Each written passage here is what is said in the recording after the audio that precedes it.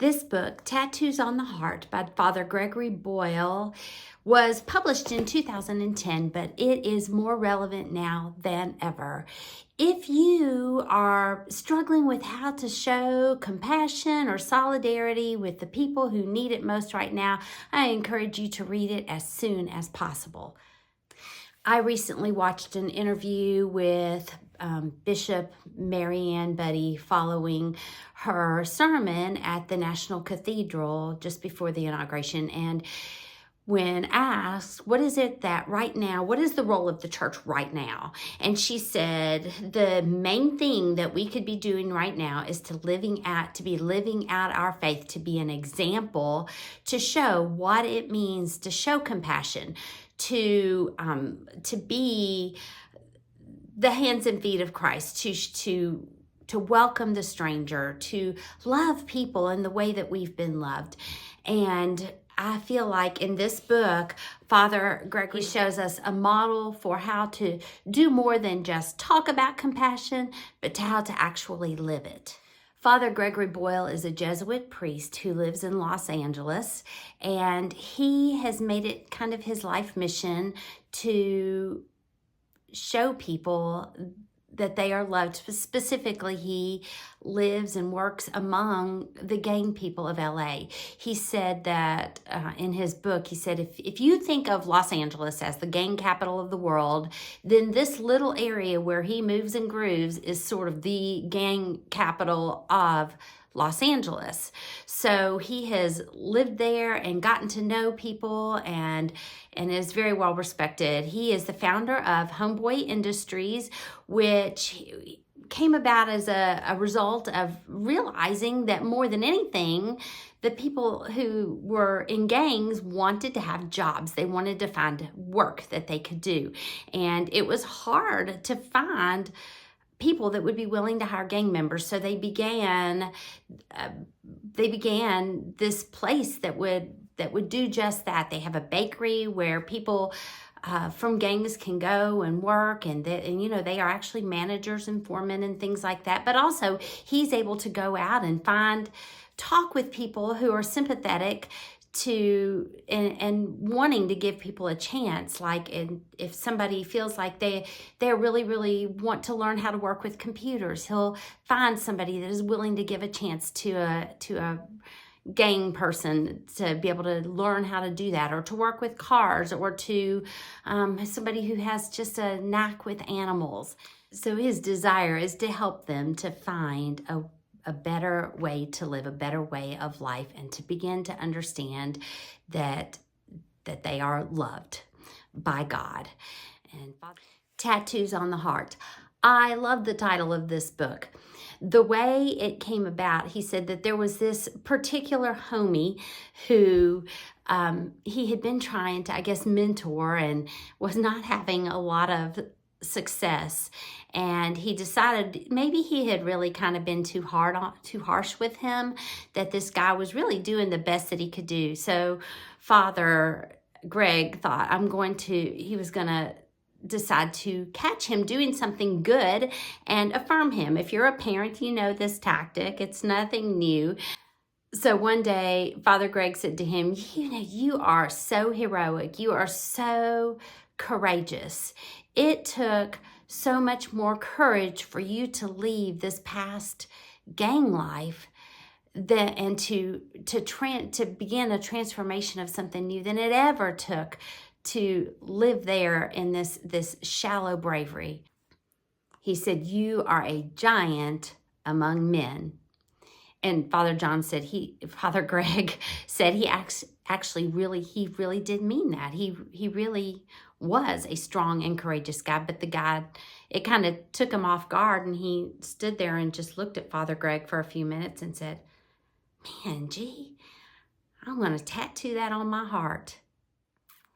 Tattoos, that is something that, literally we can see on the skin of people. It's a permanent mark that shows something that is important to us, something that we value, and we've chosen to show that by putting it on our skin. And yet there is another type of tattoo that is buried deep inside of us, and that is the scar, if you will, that shows something about our life experiences. Some of those marks might be positive, but a lot of them are not positive at all. The tattoos that are on our skin, they can be removed. In fact, at Homeboy Industries, they have one of the ministries they have is tattoo removal, so that if somebody comes in and suddenly they no longer identify with the tattoo that they have on them, or if that tattoo is keeping them from being able to find meaningful work, they can have it removed. But the tattoos that are put onto our hearts or deep into our souls, those are a little bit harder to remove. We all have them. Like I said, some of them may be really positive, but a lot of them are not. And it might take many, many years to remove or to rewrite those tattoos. It takes years of hearing, you are lovable, you are valuable, you are worthy. And it takes time, and yet that it can be done, and that is the power of compassion. That's one thing I loved about this book also. The subtitle is The Power of Boundless Compassion, and that is the miracle of it, is that it can rewrite those scars. It can rewrite our histories, or maybe not rewrite our histories, but it can certainly rewrite our futures. We are only 1 month past Christmas, but there is a song that Father Greg brings up. He talks about one of the most beloved hymns, and that is O Holy Night. And if you listen to the words of it, it says, "Long lay the world in sin and error pining, till he appeared and the soul felt its worth."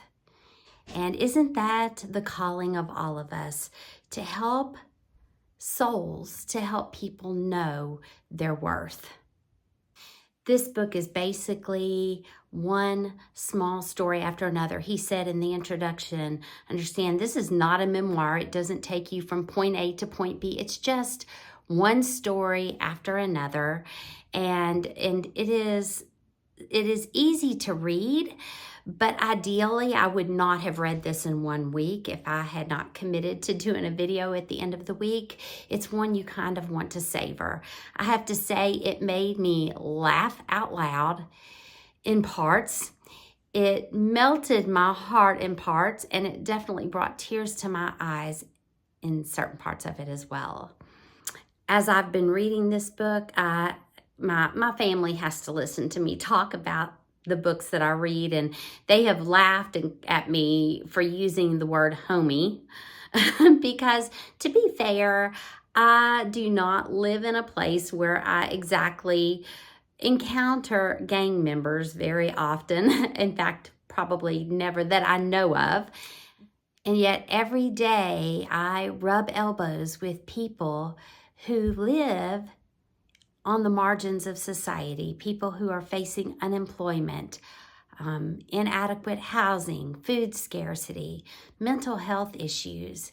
And it is, my calling, my career, my job is to help, to walk alongside these people and to help them envision a better way of life, and to help them see how they can move forward, and to know that even as they are still valuable. They are still loved.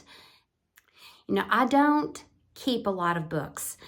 I typically check books out from the library, and then just return them. Or when I finish a book, I pass it on to somebody that I think might enjoy it. But Tattoos on the Heart is a book that will stay on my bookshelf. I want to come back to it and read parts of it from time to time, over and over again. It is that good. I want to kind of just live with it. There is just so much there. Listen, my challenge for 2025 is not just to read books, though, but it's to allow their words to transform, to help shape me. I would so appreciate your comments. I think meaningful dialogue is needed now more than ever, and I would love to hear what your thoughts are. Where are you in this conversation? Are you somebody who desires to be a messenger of love and grace, or maybe you're somebody who feels like more than ever you just really need that right now, with everything that's going on? This next week, I'll be reading another book. This time it's going to actually be fiction. So I invite you to join me next Sunday and see what we can learn about reading about the lives of people who are not real, but yet we can learn something from them as well. Thank you and have a great week.